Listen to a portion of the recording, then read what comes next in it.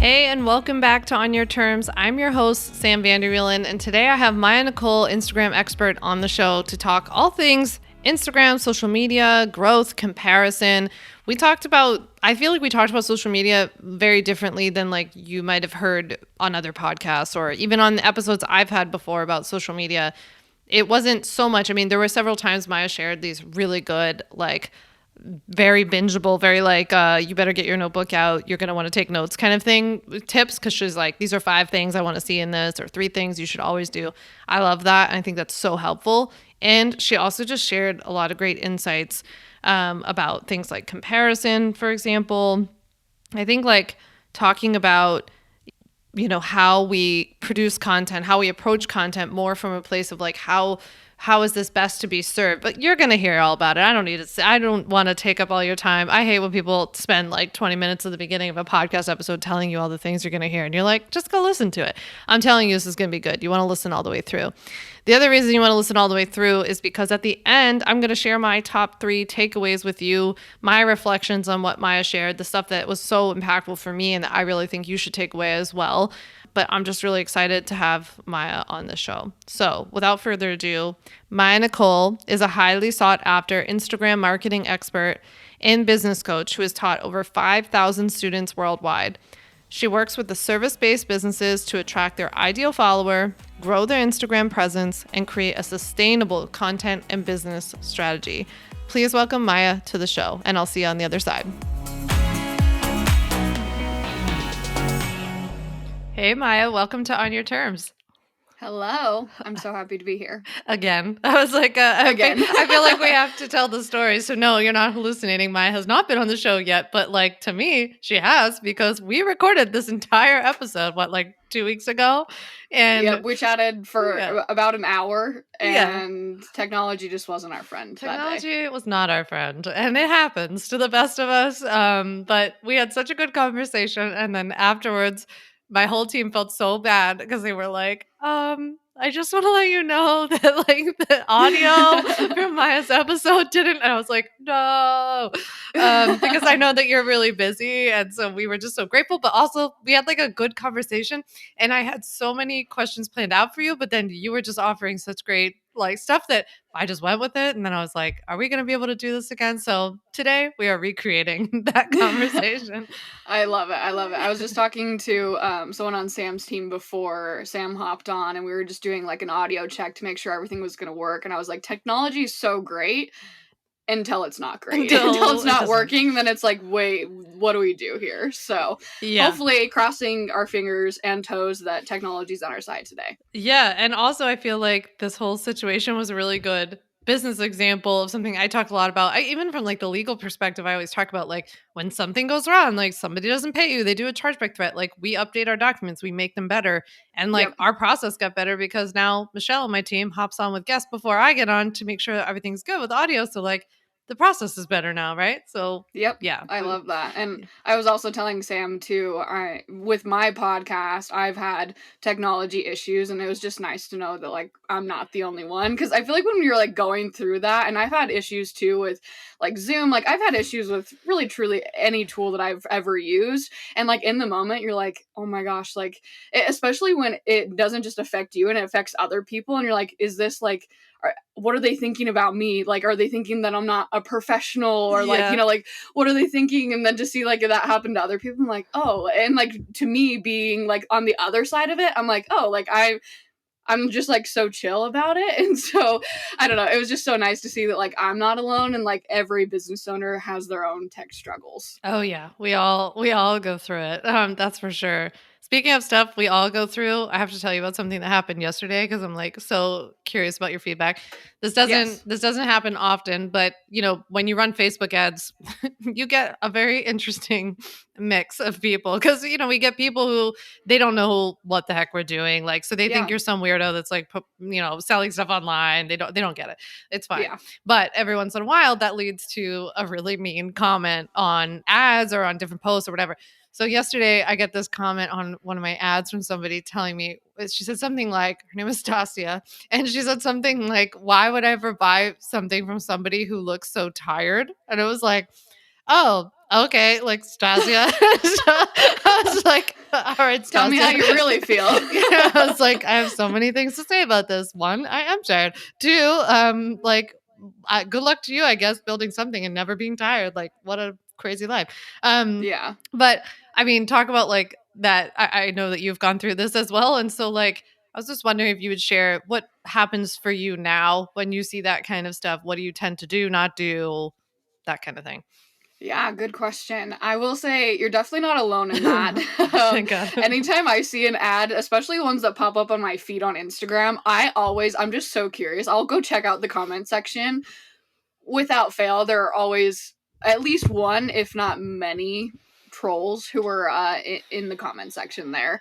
But in my personal experience with with the trolls, which I mean, if you're on Instagram or any social media platform and you haven't experienced it yet, buckle up, it's coming for you. Like, it's inevitable.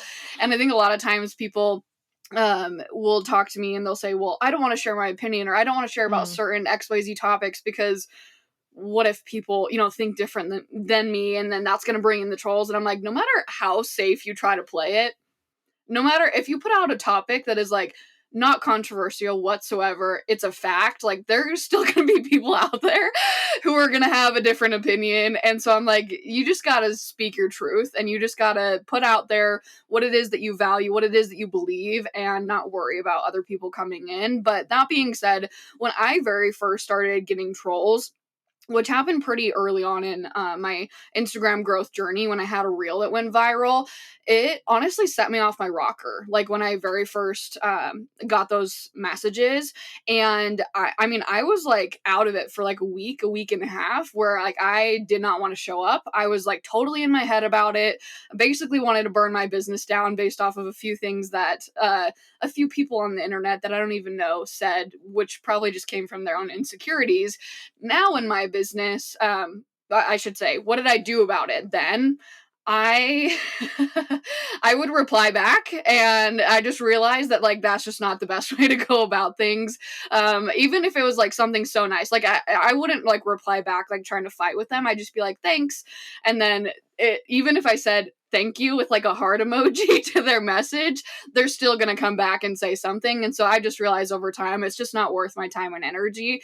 And I also think too, like knowing, like just thinking about, what place would I have to be in my life to leave that type of comment on someone's post that I don't even know. And like, and obviously like it's so much easier said than done, like putting myself in their place, but that's really, really helped me to have a little bit more compassion. And is it wrong what they're doing? 110%. And so I'm not saying that like that suddenly makes things right, but that's really helped me to come from the more compassionate perspective of like, I can't even imagine what I would have to be going through to be in that place, leaving these troll comments on other people's content. So that's kind of where I'm at right now. And I also live by the rule of like, if it's not going to matter in 5 years from now, then don't spend more than 5 minutes worrying about it. And again, so simple and so easy to like say, but like to actually do that, it's taken me a lot of practice, and I've had a lot of trolls, so I've gotten a lot of practice. But I just think ultimately though, it's like when you look at the percentage of people who are trolls on your content versus the amount of people who support you, like it's such a small percentage. But like in our heads we're like, everyone hates me, the world's gonna end, I should shut down my business. But it's like, if we really look at it from like the bigger perspective of things, it's actually a really small percentage. So that's my take on it. Yeah, I think that's a great perspective too, that like I think to help people understand that no matter what you share, someone's going to have an issue with it. Cause I imagine that, like, I know that when I've talked about this in the past, when I've shared some of the like worst ones that I've gotten, people have been like, and to Maya's point, by the way, I was not saying anything even remotely controversial in this ad. Like I was literally teaching you how to start a business. So like I wasn't saying anything. People also usually come after me, like assuming that I don't know what I'm talking about, that I'm not a lawyer. So like, there's always that they like poke at me and be like, hello, actually I am a lawyer, but okay. Yeah. So yeah, there's like that whole thing. I also think like the cheap shots are always about how you look, where like that just seems so stupid to me. Is like, cool, you're like, or like how your house looks or something in the back, whatever. It's like, that's all just cheap shots when you're like providing value. But I would love, yeah, if you don't mind, no, me to say something here. Mm-hmm. I feel like that comes from what their idea and version of success looks like. Do you remember the person who commented on your thing about how you didn't, like, if you had made more money, your house would be fancier? And I was like on fire. I was so mad when they wrote that about Yes. you. Yeah. Yeah. They told me that if I was making the amount of money that I claimed to be making, that I wouldn't have popcorn ceilings and that I would be able to decorate my office and that I should be able to purchase more plants. And like, again, it was like one of those things in the moment where I was like, oh, like, But again, I was like, okay, is this going to matter in 5 years from now? No. And I really it just made me laugh because I shouldn't say everyone's version of success looks the same, but society has kind of created what people's version of success is, which is the jet airplanes and the 5-star hotels and driving Lamborghinis. And it's like, to me, like, that's not what success looks like. And like, even if I could afford those things, like, I still wouldn't, because that's not what success looks like to me. And like, that's not what my lifestyle is. And so I think that that's also part of like where the trolls are coming from, is like they're looking at, what you look like, and they're like, that's not what in my head success looks like. But it's like, that's totally fine, because that's like, you are living your version of success. And I think that that's so important to like take a step back and ask yourself, like, what does success look like to me? Because it's going to look different for every single person.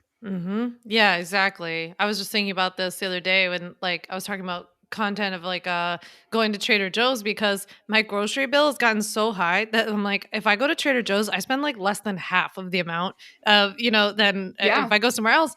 And one of my friends was like, why do you care how much your grocery bill is? And it's kind of funny. It's like, to your point, it's like that this idea that like once you're quote unquote successful, you either don't have popcorn ceilings or don't care about saving money or not spending as much on groceries. It's like, that's part of what's made my business really healthy, is that Yeah. I'm concerned about money, right? And I'm cautious of what I spend on, and I don't need to blow out the ceiling in order to just like make myself look better on Instagram, Yeah, for sure. Yeah. And I think also too, it's just like having I think the word, I guess, would be like confidence in Yeah. what your version of success looks like. Because there are going to be people who try to tear you down. And so I think just like having so much confidence in like the direction that you're going and the life that you're living, where it's like, doesn't matter, what anyone else thinks. And again, it's like so much easier said than done. And it comes through practice. And I think that like when people say, like, oh yeah, like I've done the mindset work, and I'm like, you've done it as if Never it's has. like a past thing. I'm like, I don't know about you, but like, it's like brushing my teeth. Like, I got to do that every single day, if not multiple times per day. And I think that that's also like a huge conversation around this, because I think with the trolls, I mean, it is a mindset thing. And I think really a lot of business, like, obviously there's the strategy, don't get me wrong, strategy is so important, but like when your Instagram isn't growing, like how hard is that to show up and continue being consistent? And when the trolls are there, and when you're not making sales or you're having your lowest income month, it's like, how are you going to navigate those things? It's by having a strong mindset. Yeah, absolutely. You're so right. I mean, talk about reps. It's like you just have to keep working on mindset over and over and over again. And I feel like sometimes these troll comments actually show you some of the mindset issues that society has, and maybe that's why they're not an entrepreneur, or maybe that's why they're not as successful as you or Yeah. something. I don't know, who knows, or they're unhappy about something. But I do often like approach them with curiosity to be like, that's so interesting. Like when I saw that about what the person posted on your reel, it was like, that's interesting that you associate that, like, if you make a lot of money, everything has to look this way or something like that. And it was like, Yeah. or that makes you not successful if you don't have it. Like, that's an interesting mindset to have. Yeah, for sure. Yeah. And like, how's that showing up? So I would say, like, how do people work on this confidence of being themselves, like being true to their version of success, when maybe they feel like they haven't gotten a lot of like traction on social media? How do they tap into that? Yeah, good question. I think two things kind of come up here for me. I think that the first part that comes up is really having tunnel vision on your own journey. I feel like a lot of where we start to get down on ourselves, and where we feel like we aren't where we should be, we're feeling like we're behind, is when we're looking at where other people are at, and like what the trajectory of their journey looks like now and what it looks like in the future, versus like just focusing on ourselves. And so I think that like the comparison aspect of things it's so real, especially on social media where, you know, you can, well, actually, to give a prime example of this, when I started my Instagram growth journey, there were two other people who started at a very similar time as me within like really like a 1 or 2 month time frame. So basically we were on this journey together in the same niche, and those two accounts now have, well, there's one of them that has double the amount of followers than me and one of them that has triple, almost quadruple the amount of followers than me, and we started at the same time. And so it'd be so easy for me to, and it wasn't just like, oh, now they have that amount. Like, they were growing way faster than me, making way more money than me along the entire journey. And it would be so easy for me to look at that and say like, oh, well, like, they're doing it better than me, so like what I'm doing isn't enough, you know? But it's like I'm on my own journey, and like my definition of success looks different, and like my experiences are different, and like how I want to live my life is different. And so I think that like that's so important, is taking it from that perspective of like the comparison aspect. But also too, like when you're showing up on social media and you're not seeing the results, this is like the second part of things, is it's not that you're not seeing results, it's just that you're not seeing them right now. Mm-hmm. And I mean, anything in business, it's a long game. And I think that in a society, especially with like hustle culture, we're so programmed to be fixated on the long term or the short term gratification of things, where we do see these people who are blowing up overnight. But it's like, if we look at things again from like a bigger perspective, statistically, it's like that's just such a small percentage of people, where in reality, most of us, it's such a we have to be at it for a lot longer, you know. And I think that like having that long-term perspective, and so when I go into, you know, teaching anything when it comes to Instagram growth, it's like, yes, like obviously you want followers, but like what is the reasoning behind why you want followers? And then it's like, what is the reasoning behind that? It's like digging deeper into like, what is your why? Because ultimately, if you're just on social media for the likes, the views, the followers, you know, the amount of sales that you're gonna make, like eventually, like whether that's at the beginning of your journey or somewhere in the middle of your journey, like you're going to have failures, you're going to have times that are slower, and it's like, what's going to hold you and sustain you through those hard times? It's knowing your why and having something that's a lot deeper there. Yeah, absolutely. I want to dig into like the comparison thing a little bit, and I appreciate you like sharing your experience with it. And we talked about this in the last episode, the one that went to heaven. This is gone forever. We don't know where it went. But that episode, we talked about this, and I thought this was really helpful because I was sharing with you that like my approach has been that I don't follow people in my space because I don't see the benefit to it, and I don't think that actually supports them. So I don't personally like agree with this whole like you have to support other people. It's like, how is it supporting them that I follow? I don't know. No one's like counting on my follow, but and I don't need to see their content.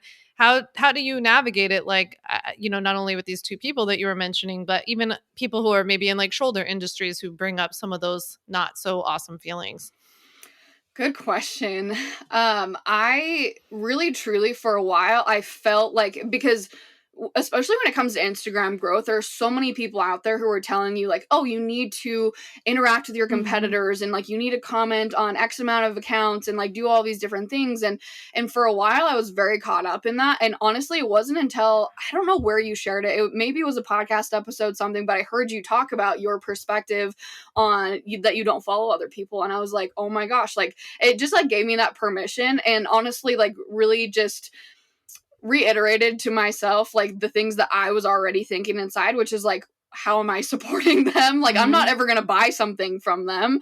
You know, it's like, how is that supportive? You know, and it's not to say that like I can't collaborate with them, right? Like I've done real collaborations. I brought people onto my podcast. Like we've done like exchanges inside of each other's communities with like doing trainings. Like I've collaborated, and like I think that there's so much benefit to that. But it's like me commenting on someone else's Instagram account, what's that going to do? And so that really, like, I thank you, because that gave me permission to go through and just, I honestly did. I went through and I unfollowed all these different people. And it was just such a breath of fresh air for me, because I honestly didn't even realize the weight of comparison, honestly, that was on my shoulders, because I was, not to say that I was like scrolling on Instagram for hours and hours a day and consuming all this content, but like even like the, you know, when you log into the Instagram app, like even that first post that comes up, you know, oftentimes it would be these people who are my competitors, and they are like I was saying, growing more than me, growing faster than me, you know, doing all these other things that were so different than me. And I just felt so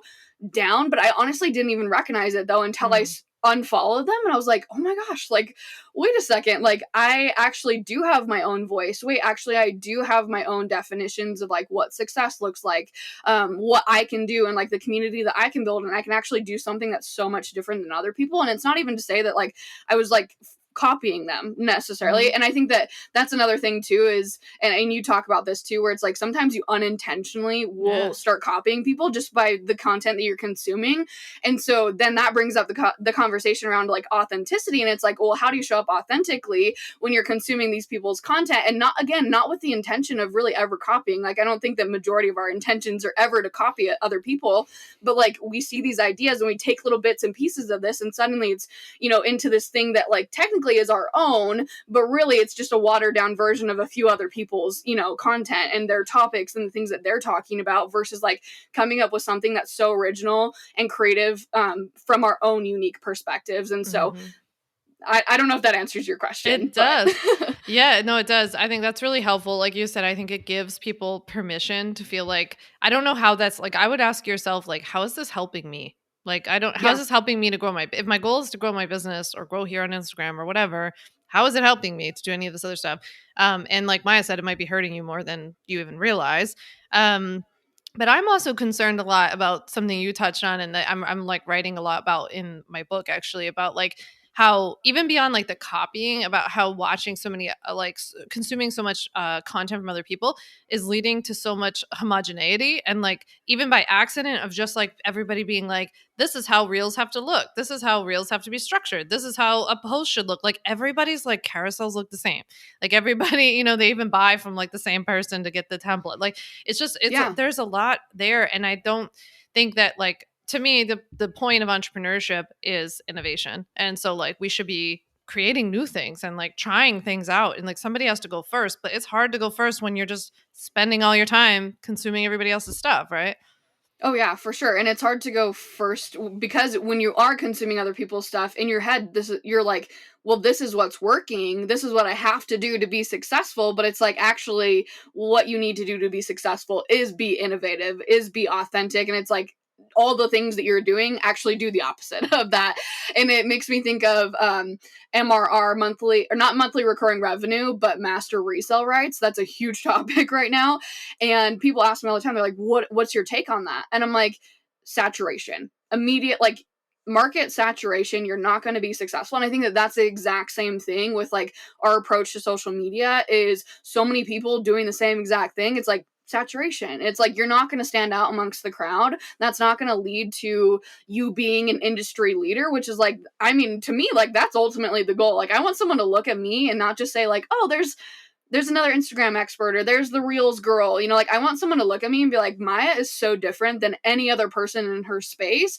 Not better. Like, I'm not saying like, oh, I'm so much better than, you know, like that's not the case whatsoever. Mm-hmm. Just different, you know? And it's like, I don't even want someone to look at my Instagram account and compare it to anyone else's. Like, I just want it to be so unique and so different than anyone else's that like, I'm just in my own world. Yeah, absolutely. I've heard actually both of us described by people that I know. We have a lot of like mutual friends in common who will be like, no, they're not like that kind. Like, no, she's not that kind of Instagram coach. We're like, no, she's like not that kind of lawyer, you know? Like that's like what I want to be. It's like, I want people to refer to me as being like, no, like, well, because you're busting all those assumptions that everybody has about you, right?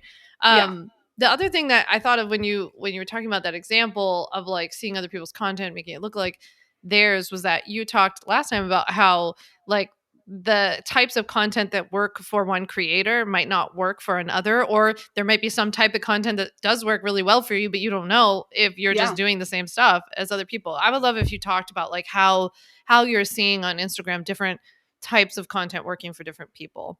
Yeah, for sure. The perfect example of this, I just did a Q&A inside of my membership, which is an Instagram growth membership. I think it was yesterday. And someone asked me the question of like, okay, well, if I'm going to show up, 3 to 4 times a week on Instagram, like how many carousel posts should I post? How many reels should I post? And I was like, there's no answer to that question. And I'm like, that's great that you have the goal of, posting 3 or 4 times per week, but like how you go about presenting the information, like that's going to look so different for you than it is for me. Like for me, if I'm posting 3 or 4 times per week, I'm not even really asking myself how many reels versus how many carousels. I'm asking myself, what is the best way to present this information? Sometimes that is through a carousel post, sometimes that is through a reel. And sometimes in the process of doing that, I might end up doing more of like a 50% reels, 50% carousel posts, but it's like, that's not my intention. And I think that that's just such a great example, because when it comes to not just the different content formats, but even just the different types. So like if we're talking about types of reels, like we're talking talking reels, we're talking voiceovers, we're talking like the B-roll type of content. There's so many different types of reels out there, and I have had clients of mine who do talking reels, and they're thriving.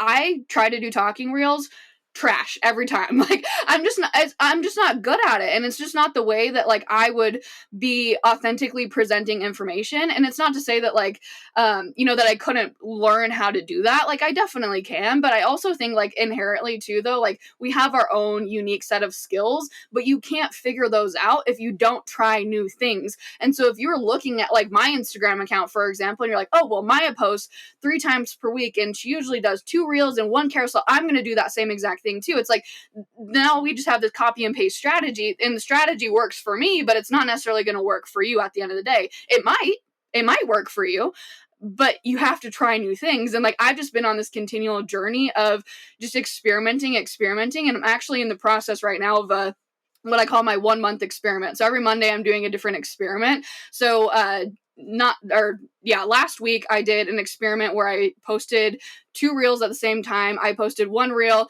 that was an educational reel, and I shared the education in like basically like a list format. And then I shared the same education in like a storytelling format, and I was just experimenting. And then this week I posted the same content in a reel versus a carousel. And it's just been like, and I'm not necessarily doing that to be like, hi, look at me, I'm experimenting, but it's just like so fun to see that like so many things work differently for different people. And then I also will have people in my community who are like, oh, I'm trying this now too. And some people are like, this didn't work for me. And some people are like, this is actually working great. Like, thank you so much for sharing this.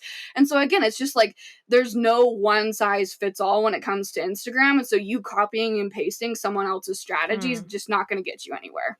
Yeah, absolutely. I mean, I guess with it changing so often too, it's like by the time you nail down a strategy, I feel like it changes like the next month. You're like, forget it. Those are out. They're not doing that anymore. It's gone. So I really love this idea that you brought up about how like you think about the content that you want to teach or the idea, the topic, and then from what I'm understanding from what you're saying is that then you take that and you're like, what format would that be best in? Like, don't try to squeeze it into a carousel if it's best for a video or vice versa. Right. Yep, exactly. Yeah. So can you walk me through your process? Like if you come up with an idea or a tip of something you want to teach, like walk me through kind of your steps of how you would go from like ideation to figuring out what kind of surface it would be to actually posting it. Yeah, good question. So let's just say that I came up with the idea of, I'm going to come up with something really basic just for the sake of this example. But let's just say that I was talking about, the 5 best tips to reach non-followers with your reels or something along those lines. Now, the first thing that I'm going to ask myself is there a visual aspect to this idea? Because sometimes there is like where I could do like maybe like a green screen and I could showcase something in the background, or maybe I could even like have a screenshot that again visually shows what it is that I'm talking about. So that's the first thing that I'm going to ask myself. If there is some sort of visual aspect, then I'm going to ask myself, is it best inside of a reel where I might do a green screen, or, is it best maybe as a screenshot where I might share that in a carousel where people can kind of see it for a little bit longer, look over maybe the details of the picture. If it doesn't have any type of visual, then I'm going to move to the next step, which is, okay, well, what are actually those 5 tips? Are these 5 tips something that I can just list very simply that people are going to get with clarity in like basically like one sentence or less? If the case is yes, then I'm probably going to put it inside of a reel, right? Because I don't want to have a reel that has like 500 characters inside of it. That's just way too much. That's way too much to read. People are going to be frustrated. And unless you include those same exact tips also in the caption, you're probably going to get a few comments saying, this was too fast, or I couldn't read it. Or you're going to have a really, really long reel where it's like, those tips are on the screen for like 5 seconds each. In which case that reel's probably not going to perform as well.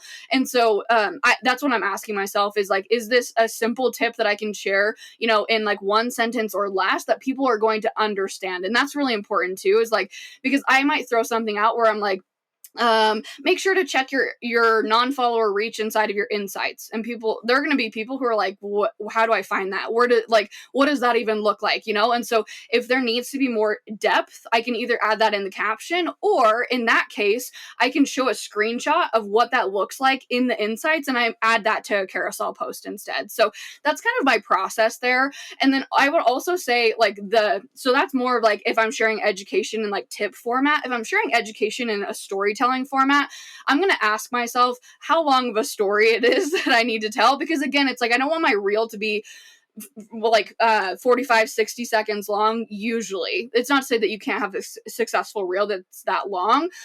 Just in terms of like the way that I format my storytelling reels, it's best around like 15 20 25 seconds long.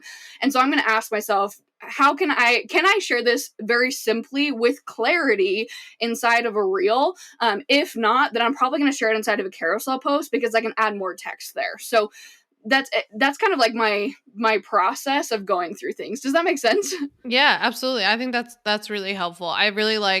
I hope that tip is as impactful for everybody else as it is for me, because like that's how I try to think of content. And I also really like from a legal perspective, because I'm always trying to encourage everybody to like come back to this idea that you're really there to educate and to teach, and like that's a Yeah. really good way to stay within your scope of practice, because when you're teaching, you're not giving like individual advice, you're teaching like a general topic. So I Yep. really like your approach of them being like, okay, I'm teaching this tip or these 5 steps or whatever. Now, what is the best format to do that? So it is kind of like a good centering thing too, I think, Yeah. for Instagram. Yeah. Yeah, and I think another thing too that I should mention that really helps me when I go about deciding the content format is like asking myself, what is the goal with this type of content? So is the goal to have it be something that's really savable? If that's the case, most people would prefer to save a carousel post with information, just because it's a lot easier to go back through. Like if I'm looking at these 5 tips and I'm like, oh, I remember Maya said these 5 tips, I go back to this carousel that I saved. It's a lot easier for me just to like flip through the slides to find whatever it was that I was looking for, versus like watching the entire reel through, and maybe even multiple times, and then even trying to maybe screenshot really quickly as that tip shows up on the screen. So I have to ask myself too, is like, what is the goal behind this? And another goal could be maybe connection building and like relationship building, or maybe even like the emotion behind the storytelling. That's often better done through like video content, right? So if I have text and a video in the background that like fits the text, like there's probably going to be more emotion behind that, and also with the audio too of the reel, than if I just shared that through a carousel. So you also have to think about that too, is like, what is the goal of this? Like, is it to boost engagement, being like likes, saves, comments, shares? Is it to drive traffic to maybe the link in your bio or to your offer or something along those lines? Is it to drive traffic to your Instagram account? Is it to build connections and relationships? And it's like, okay, then what is the best way for me to go about presenting this information? So do you recommend that people are like have a couple of buckets of goals of like building their Instagram or Yes. building up to the email list, and then do you recommend that they like spread that out over their posts? Yeah, and something I love about this is because what a lot of times people do when it comes to creating content is they'll say, okay, well, I'm just going to post this and I'm going to see how it performs, right? And what are we often looking at when we think that? Views, likes, things like that, which are all great, right? But ultimately, like, there's more depth to what we could be looking at in terms of how it's impacting our business. And so I definitely recommend, I see them in really 4 buckets. So I see bucket number 1 being driving traffic to your links. And this could be a bunch of different things, right? It doesn't just have to be your offers. It could be a link to a podcast. It could be a link to join your email list, download a freebie, things like that. The other one is driving traffic to your Instagram account. So this is what most people would think of as like their viral type of content. So something that's going to reach a lot of non-followers, bring new eyes, visibility to your business, which is really important, right? Because obviously, if you don't have eyes on your business, you're not going to be able to grow. The third bucket is the connection building, relationship building. So oftentimes this does come through more of the storytelling, you sharing more about your life, or even just getting a little bit more vulnerable in terms of like your thoughts, your opinions, things like that, that people can connect with.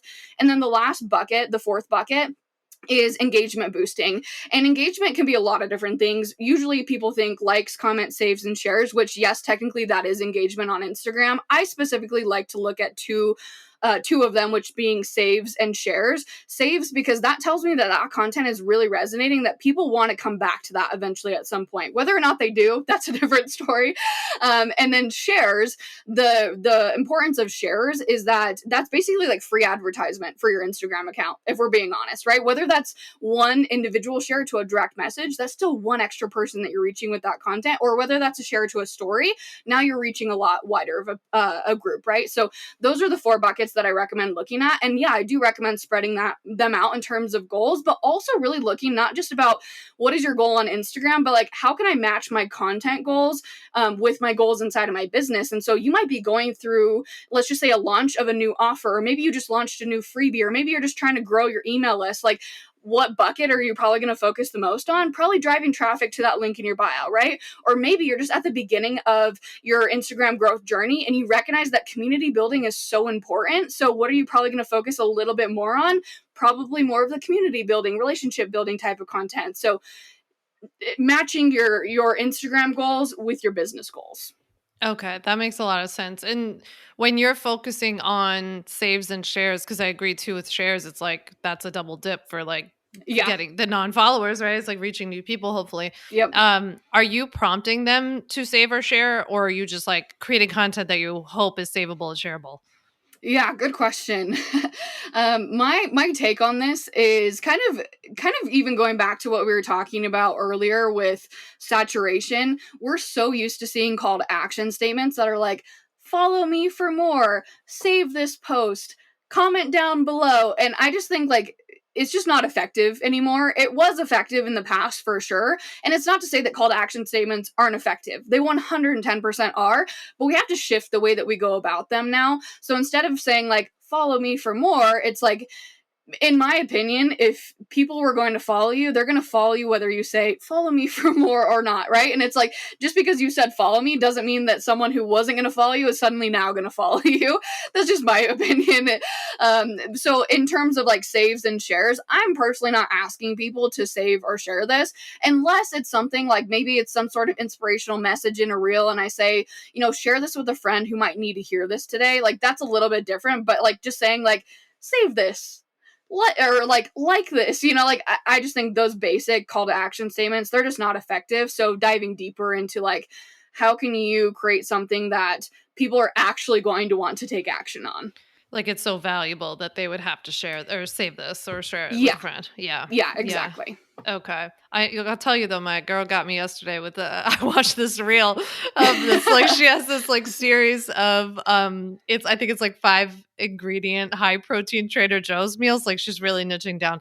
And so at the end of the video, she was like, follow me for a weekly recipe of the 5, ingredient. And I was like, follow, I like couldn't wait. Cause now that she told me if I follow her, I get a weekly thing. Like that made a lot of sense. So I like when people pitch it that way. But I think what you're saying is like our old way of doing it, which was just like, follow me or like follow me for legal tips, like doesn't really help. Yeah, exactly. And no, I love that. That's honestly one of the only times where I do recommend using follow is like if you have like a series of some sort where it's like, here, this was part 1 and we learned about XYZ, part 2 is coming next Monday. Make sure you follow along. Like that's a very effective one. And it's also more in depth than just follow me for more, and I still see that all the time. Follow me for more. And I'm like, I want to be like direct messaging them and say, hi, like let's use a more effective call to action statement here. Obviously I don't do that, but no, I know. But yeah, there are definitely ones that are more effective, but I think that also goes back to like having more depth where it's like, what is the purpose behind why you're asking someone to follow you? What is the purpose behind why you're asking someone to share this piece of content? It's like, share, instead of just share this, it's like share this with a friend who might need to hear about XYZ today, or share this with a friend who's also starting their business, who, with you on the journey, or like share this with, a spouse who has been really supportive. Like having a purpose behind why you're asking people to do those things. Yeah. Okay. That makes a lot of sense. What are the things that make you want to send people, other than saying follow me? What are the things that make you want to, but we all know that Maya doesn't do it because Maya's like the nicest person ever. But what are the things that make you want to DM somebody and be like, please stop doing this? Like if you had to name, I don't know, 3 or 5 of them, what are they? Ooh, the first one that came to my mind is when people post reels where the cover photo isn't cropped for their feed. So like it'll like cut the text off, and so like I can see like half of their face with like part of a text box or something like that. That's the first one where I'm like, oh, it's so easy. Like literally there's a button that you just have to crop it before you go about posting it. So that's the first one. And now Instagram lets you edit covers, right? After you post, because they used to not do that, but now they do. So if you mess up by accident, you go to edit and you can do that. Okay, good. So that's a good one. Yep. The second one is pinned content, just because there's so much power in being, you almost can like kind of curate more of like what you want the experience on your Instagram to be about through that pinned content. And you have 6 pieces of content that you can pin between your feed and your Reels tab. And it's not to say that like, and I think a lot of people think, oh, with pinned content, pin the most popular piece of, you know, content that performed the best. I mean, you definitely can if you feel like that's your best work and like that's really what's going to create a conversation that you want people to have on your Instagram account. But it can also be something so much deeper where it's like when someone comes to your Instagram account, maybe you have a piece of pinned content that showcases more about who you are as a person, and now they have that immediate connection point to you and like what your story is, what your background is, maybe even some hobbies that you have, and now they feel connected to you. And so like there's almost like that immediate relationship building happening, whereas like of course you might have posted that in the past, but it's like someone who's new coming to your Instagram account, most people are not going to binge through your entire Instagram account to find those things, right? So pinned content I would say is the second one. The third one is people not utilizing their Instagram stories, and it's not to say that you need to post 5 bajillion times a day on Instagram stories, but so many people are just reposting their feed content to their stories. So many people are not even using their stories at all. So many people will just post just a random picture of their food, and like that's the only thing that they post on stories that day. And like of course we all have those days, and like I can even call myself out, like I have those days too, but like having a story strategy is so important. So I'd say that those are like my top 3. Yeah, those are good ones. I think that's really good. What do you want to see on people's stories instead? Good question. So the thing that I like to think about is how can you tell a story about your life from the lens of your business? Like that's really what I want to see on your stories. And a lot of people get so in their heads, they're like, "Oh my gosh, I do the same exact thing every single day." And I'm like, basically me too. I mean, like, of course we all have those days where like we do like something a little bit different or we go on vacation, but I mean like majority of my days like are spent doing very similar things. But like that's what people connect with. You know, it's like we're not necessarily like always looking for you to be going on vacation for us to want to watch your stories. Like we want to be connected with you and see what you're doing on a day-to-day basis. And so I think that like that's how I really approach my stories. And I would even say a really great place to get started is really thinking about like what are 5 main things that you do either on a daily basis or at least on a weekly basis that you can share without really even having to think about it on your stories. So for example, for me, I go on a walk every single day. Pretty much every single day on my stories, you're going to see that I went on a walk and you don't even see my face. It's just a video of my feet. Sometimes I'll share a thought that I have. Sometimes I'll just say, I'm going on a walk. And you're probably like, yeah, I get it. You go on a walk every single day. But that's something that I do every single day that's so easy for me to share. Other things throughout my week. Usually I'm recording at least 1 podcast episode. So like I could easily, take a picture of my podcast setup, talk about, maybe an upcoming episode. So like really thinking about what are those things, and they don't have to necessarily all be in your business. They can even be outside of your business, right? Because it's important for people to recognize that you are a human being outside of your business too. So I would say even like, I mean, if you really want to like go above and beyond, think of 5 things that you do in your day-to-day life that don't apply to your business that you can talk about on either daily, weekly basis, and then 5 things that you do inside of your business on a day-to-day or week-to-week basis that you can talk about. And that's really what I want to see. And so it's just starting to, again, create more of that telling the story of your life from the lens of your business. That's what I want to see on your stories. Yeah, absolutely. So when you're sharing the personal stuff, like your example of the walk, or like I'll share, I like started like a gym journey this year. So like I'll share about going to the gym. But do you feel like we have to tie that back to our business? Like, do I have to talk about like how going to the gym helps make me more centered business person, or you just like sharing it? Yeah, good question. It definitely can. And I think that that's Mm-hmm. something that's really cool too when we talk about like selling on Instagram stories is that it can be tied back in. And so I could talk about how, hey, you've seen me go on walks every single day for the last basically a year. Here's what I've learned about going on walks. And, and maybe I could even tie that into one of my offers. To give an example of like more of like my life and tying that into a business tying that into selling one of my offers. I every single time I post something, whether that be a Instagram story or whether that be a reel or a picture, and people can see my belly and see that I'm pregnant, without fail, someone will always say, "Oh my gosh, I had no idea that you were pregnant." And I'm like, guys, I'm literally 34 weeks Yeah. pregnant. Get with the program, everyone. Yeah, exactly. But I use that as an example on my stories just the other day to showcase how people don't see all of your content. People don't pay attention to everything that you're doing. So like, don't get in your head about it. But also, that's just such a great reminder to me of like, okay, well, if people don't see that I'm pregnant and like that is such an obvious thing, then people probably don't know that I have XYZ amount of offers or that these offers are for them. And so how important it is to continue to sell. So like, yes, you can definitely use your day-to-day life to lead into selling. And like, that's such an authentic and like easy way to sell that, in my opinion, doesn't feel salesy at all, where it's just like, hey, let's chat about this. Or like, hey, I was thinking about this today. Or, even like hopping on this podcast episode, if I was, let's just say, a podcast manager or something along those lines, like I could take a picture of this and say, hey, I just hopped off a podcast episode, yada, yada, yada. I could use that and tie that into pitching my podcast management services. It's like, there are definitely such easy ways, like the more that you think about it, to tie your day-to-day life into your offers, but it doesn't always have to be that way. I would say 99% of the time when I go on a walk, it's not tied to my business. It's just, I'm going on a walk. Just sharing our walks. Yep. Yeah, exactly. I always say like we're the center of our world, but we're not the center of everybody else's world. So you have to like take yourself out of it and stop assuming people know who you are, what you do. It drives me nuts when people use acronyms for their programs. And I'm like, I don't know what that FYPZ is. Like, I've never heard of it before. Like, that doesn't make me want to join it. Who is it for? How's it helping me? Like, what's the goal? I don't understand. So yeah, we can't ever take that for granted. I feel like you've mentioned a number of times, like, how one of the things that you think about is how to reach non-followers. And we talked about creating content that could be shareable. So that's one, easy way.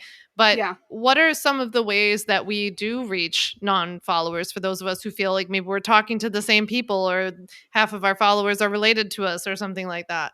Yeah, good question. And my answer to this is the classic Instagram expert answer, which is that there's not one set answer.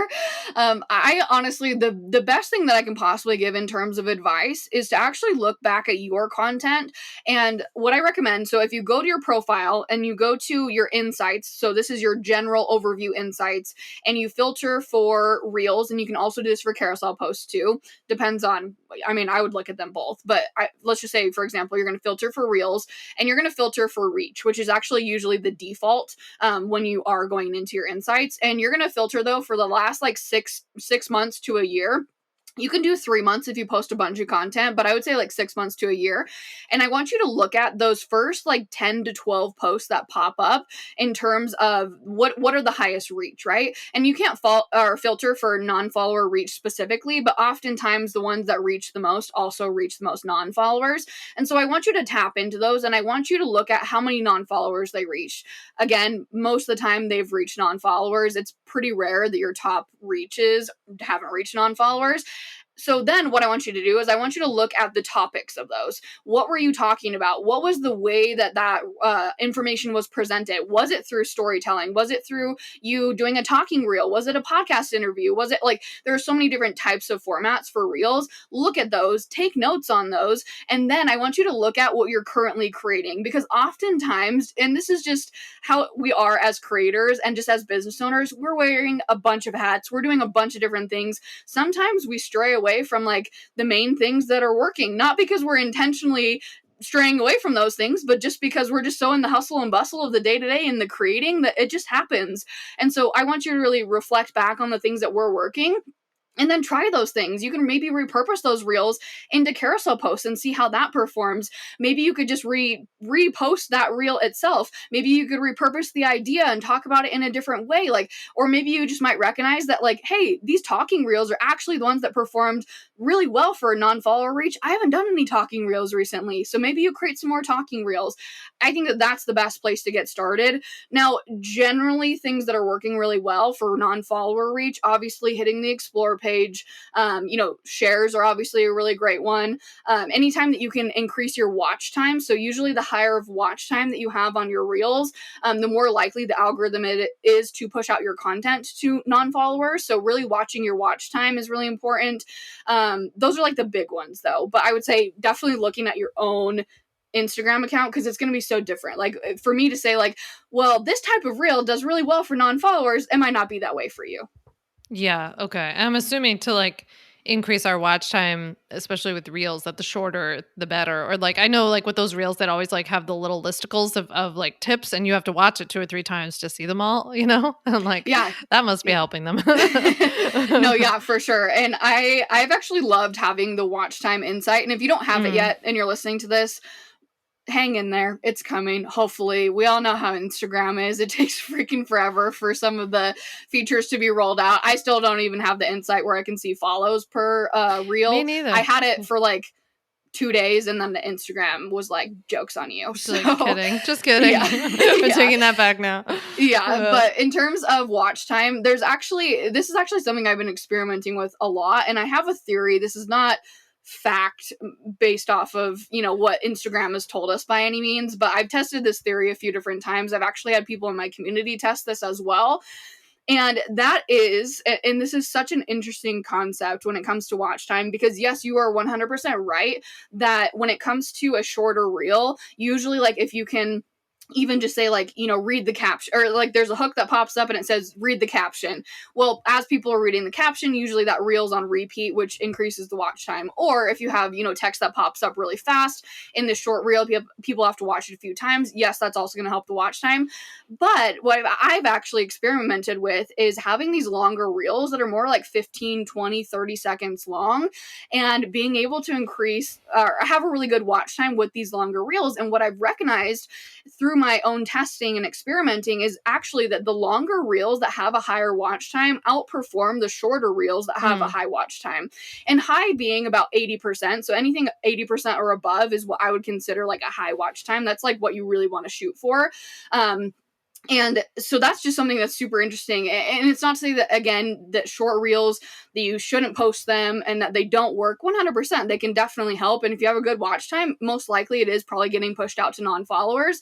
That being said, though, something that you could challenge yourself to do is create a longer reel. And not every single long reel is obviously going to have a great watch time. When I very first started creating longer reels, just to like play around with things, my watch time was crap. My reels were not getting any views. It's a totally different technique and an approach, like a short reel versus something that's a lot longer, especially if you're used to creating short reels like me, where it's like, I need to completely shift my brain in the way that I create content to be able to create a longer reel that actually performs well and captures attention. But if you can do that, again, from my experimenting, and my theory is that it'll actually outperform the shorter reels with a good watch time. That's super interesting. It's kind of like business, where it's like if you have higher prices, you don't need to sell so many of something that if you sell like a lot of cheap things. So I'm thinking like you need a lot of people to watch a 7-second reel to get watch time. But like if you have a 30-second reel, you don't need nearly as many people. So it's like interesting. Yeah. And I think as well, like, just because our attention spans are so short, like I would assume that the algorithm, and again, this is just my total assumption, but I would assume that the algorithm is like, well, if this girl can keep, people on this reel for 15 to 20 seconds, like that's obviously a really great reel, like I'm just thinking like in terms of the quality and like engagement of the content itself, like not to say that like you can't have a quality reel that's like 2 or 3 seconds long, but like to be able to capture people's attention for longer than 7 seconds, which is what our average, attention span is, like you got to be pretty good at creating content. And so I'm assuming that algorithm probably factors that in. Maybe it doesn't, and I'm just making things up. I don't know. No, that's like Instagram Oscar worthy to me. It's like an Instagram movie. It's like, wow, they got people for 30 whole seconds. That's what drives me nuts about TikTok. I'm like, I can't fit like a legal tip into 7 seconds. Like it's just not happening. Yeah, it's very hard. But that's super interesting. Is there some sort of like structure that you follow for a reel, or like earlier you talked about like storytelling reels? Like, is there some kind of format or structure that you follow? Yeah, this is a hard one, and I've actually been trying to think of ways that I can better teach storytelling reels, just because they're so hard, because everyone's story that they're going to tell is going to be so different. But the way that I like to think of things, and what's helped me the most is, well, number one, I guess prequel to this is you just have to test it out. Like you're going to get better the more that you do it. Like my first few times of trying to have longer reels with like the storytelling format tanked. Like they did not work out, and I was like, maybe this just isn't for me, but I did figure it out. So that's my prequel tip. But my biggest tip though is, in the way that I think about storytelling, is kind of going back to, let's just say, the 5 tips for reaching non-followers with your reels. Okay, is there a story that is there a situation or experience that I've had where I've had a piece of content reach non-followers, and there's something that I've learned from that? And so I'm really thinking about like, okay, here's the tip, or here's the hack, or here's the trick, or here's the education that I'm thinking of sharing with people. And then it's like, okay, is there some sort of experience or story behind this that I can utilize to showcase whatever it is that I'm sharing, versus just sharing it in a list of, here are the 5 tips, right? And oftentimes for me as well, it usually will start out with the story. So it'll be like, well, obviously you'll have a hook to the story where it's like, let's just say, I had a reel reach 50,000 non-followers. Like, here's what I learned from it, or something along those lines, or, storytelling. And then sometimes I'll even say in the caption, like, let's dive deeper into these tips. So that's kind of how it's helped my brain to think about it, is like taking it from the tip and then asking myself, do I have an experience around this? And there's not all the time where I do have an experience. So it's not to say that like every single piece of your content needs to be storytelling. Sometimes it doesn't make sense for it to go in that aspect, or in that format, but sometimes it does, where you're like, oh, actually I do have a story, or you've had a client that has had a story that you can utilize too, which is really great, because it's kind of like a case study, education and storytelling all in one. Yeah, that makes sense. And then do you feel like for your other reels that are maybe more like the tip trick oriented ones, like not storytelling based, or maybe you can even tell people what you kind of recommend as like the other types of reels other than storytelling? Do you have formats or like some sort of structure you like to follow for those? Yeah, good question. So again, like not all of my content is storytelling. I mean, you can go Yeah. look through my content right now and you can see which ones are storytelling versus not storytelling. It's pretty obvious. But in terms of other approaches, it totally just depends. Like, for example, I just posted a reel today. It was I want to say 6 or 7 second reel, and the text was on the screen the whole time, and I didn't say read the caption or anything. The text was just there, and there was information in the caption, but it wasn't like additional information. Like, if people just watched the reel, then that was great. That's all they needed. But I've also, like, for example, the experiment that I did on Monday, that was more in like I guess like a list format, like bullet points of like, here are the tips. So it kind of just depends. Again, I guess depending on what is the best way for me to present the information inside of my content, like going back to that conversation, like that's honestly what I'm thinking. It's not necessarily like, oh, this is working better than that. It's like, because I think too, it's like if I force myself to put something into storytelling that like just doesn't fit, or if I force myself to create a reel where that content and the way that that information is presented, it just doesn't work as well as it would in a carousel, it's just not going to perform as well. Yeah. Okay. I like hearing your approach to that. That's helpful. I think you're really driving home the point that we focus more on like what's the best way to teach this content, and then probably because you're teaching it in a better way, more people are going to watch it, consume it, whatever anyway. So it's like who cares really of what type, like instead of forcing yourself to hit these like rigid goals of the types of reels or something like that. Yeah. I heard somebody the other day say something about hooks. So for anybody who doesn't know, hook is like the top line of any post, like whether it's a sentence, a phrase, a prompt, whatever. The first few words that you can like actually see. But can you share with everybody like what your thoughts are on hooks? Because like the other day somebody was like hooks don't matter anymore or something like this. I was like, I want to know what Maya thinks about this. Yeah, I feel like that might have been my piece of content actually. Maybe, yeah. That you Yeah. saw. That was something that I posted last week in one of my experiments. Actually, was the storytelling content versus the listing it out, and I was talking about hooks, and what I said is, hooks are not working like they used to, and it's not to say that they don't work. I think hooks are always going to have a place, not just in content on Instagram, but just like in general, like, the header of a blog post, or like if we're talking about like advertisement and like a billboard, like there's hooks on there, like, like hooks are everywhere and they're always going to have importance. But this kind of comes back again to the conversation, like where we're talking about call to action statements being saturated, same exact thing with hooks. It's like, we're so used to seeing the 5 tips or how to do XYZ. And again, it's not to say you can't create that. And it's not to say that you won't see content that performs well using those hooks, but we're just so used to seeing it where it's not necessarily doing what a hook should do, which is hook people in and like stop them from scrolling. And so you have to approach it in a different aspect. And so there's a few different ways that I like to think of things. 3 actually different ways that I like to think of approaching hooks. The first way is through telling it through a pain point. So instead of it just being like, 5 tips to reach non-followers with your reels, it's like, but what is the pain point behind that? Oftentimes it's because they're not growing. It's oftentimes because they want visibility to make more sales in their business. And so like restructuring the hook to hit more on the pain point versus just being like 5 tips for XYZ. The second one is storytelling. So again, it's like, do I have a story to tell behind this? Maybe something that I could say is like, one time I reached 50,000 non-followers with my reels. Like, that's a really great hook. It connects people to me, but it also is going to be something that's educational. And then the third way is positioning it as a question. And so asking, like, for example, if someone is in my direct messages and they're like, how do I reach more non-followers? Like, I could basically position that exact same thing as a hook. And so again, it's just like thinking of things differently. And it's not to say that hooks aren't working. It's just the hooks that worked, in years past and even in months past, we as consumers are just so used to seeing it that it's just not as effective.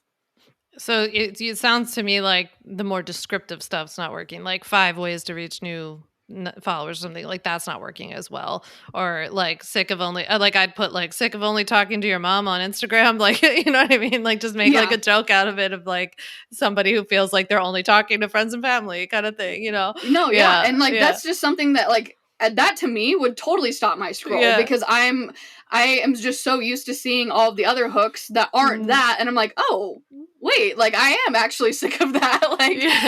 I'm gonna click into this for sure. It's just getting creative, right? And it's not so like it's not like, oh my gosh, you have to think of the most creative hook and the most creative call to action statement and the most creative storytelling reel in order to be successful. No, it's like that's not the case whatsoever. It's just shifting the way you go about doing things. But also too, I just think that it's like anything that's new. It's going to seem hard the first few times that you do it. And then it's going to be like, oh, it clicks. And you're like, oh yeah, this makes sense.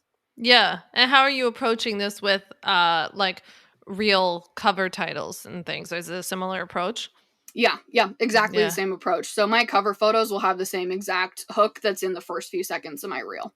Oh, that's interesting. Okay, cool. That's really interesting. Well, this has been yet another fascinating conversation. I could talk to you for days, so we'll have to have you back maybe when you're back from maternity leave, because I know you've got a lot going on.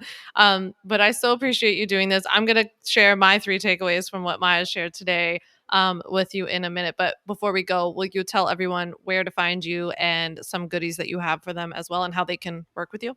Yes, for sure. So I'm an easy one. Maya Nichol, basically everywhere. That's YouTube, my website, my Instagram, my Pinterest, my TikTok, anywhere that I am, Maya Nichol is where I will be. And then I have my podcast, which is Radical Disruption. If you type in Maya Nichol in the podcast search bar or whatever, you'll also find me that way. And that's just more of, honestly, the conversation that we had today, just bringing a lot more of that to the surface, specifically around around like social media and Instagram and like conversations that I think aren't happening enough. So yeah, that's that. And then in terms of freebies, there's freebies that will be linked down in the description below. I honestly don't even know what I will be linking, but let's just say the content vault, or maybe you have something. I don't even remember what I linked. the 100 free hook guide after we just talked about that. That's okay. perfect. Actually, that's an exciting one because I'm actually doing a part 2 to that and renovating it based off of all the things that I just talked about with hooks. So you'll get that hook guide, and then you'll also get another version of that too. So that's 2 exciting. for 1. Yeah, exactly. Yes. That's perfect. I'll make sure I linked down below to everything that Maya's mentioned. It'll be in the show notes, or if you're on my website, obviously you can find it there. But thank you so much, Maya, for doing this. It's always awesome hanging out with you. Thanks for having me.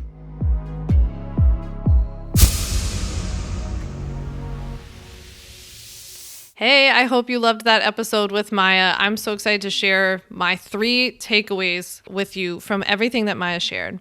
Okay, my takeaway number 1, I loved Maya's thoughts on, when we were talking about comparison at the beginning, or not comparison, of trolls at the beginning, and we were talking about how like there's this fear of being yourself, of being seen, which is so real, it's so common.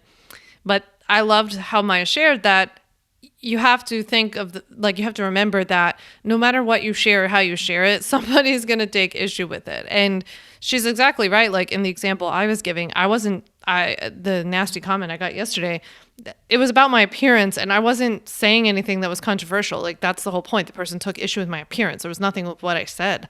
So unfortunately it happens. I don't think it's a reason to stop, doing what you're doing or be any different. So I would love if you would just like own that and embrace it and kind of move forward and just take it as like a bit more of a to be expected type of thing. My second takeaway from what Maya shared today was that you should create content with the best surface in mind for that content. So surfaces on Instagram are things like reels, posts, stories, lives, like the different kinds of ways, So I like that, that is a very different approach than what most people will tell you, like do 2 reels and 1 carousel post a week. And then what you're trying to do is like squeeze content into those buckets, versus if you have an idea or a tip or a story that you want to teach or tell, I like the idea of being like, what's the best way to present this? Not like, I have to satisfy a reel this week, so I'm just going to squeeze it into a reel. When like maybe if it was a carousel, not only would the education have been better, but then it actually would have performed better on the platform. So I think that that's really good.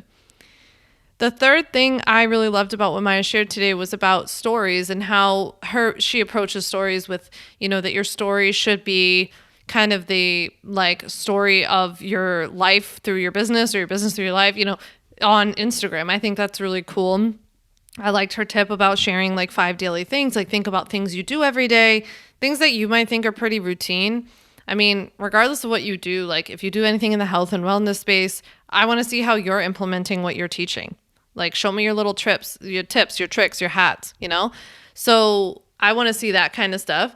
I want to see, if you're a money person, I want to see like, how are you budgeting, spending, saving, I don't know, whatever, depending on what you do, right? So I love seeing like how people are implementing to their own lives. I thought there were so many great takeaways from today's episode. If you liked today's episode, go ahead and text a link to this episode to a friend. Leave us a little rating review wherever you listen. I really appreciate it. And as always, I hope you'll send me a DM or an email and let me know what you thought of this episode. I know I really liked it, and I'm going to be listening when it comes out. So thanks so much for listening, and I'll chat with you in a few days. Thanks so much for listening to the On Your Terms podcast. Make sure to follow on Apple Podcasts, Spotify, or wherever you like to listen to podcasts. You can also check out all of our podcast episodes, show notes, links, and more at samvanderwielen.com/podcast. You can learn more about legally protecting your business and take my free legal workshop, 5 Steps to Legally Protect and Grow Your Online Business at samvanderwielen.com. And to stay connected and follow along, follow me on Instagram at samvanderwielen and send me a DM to say hi.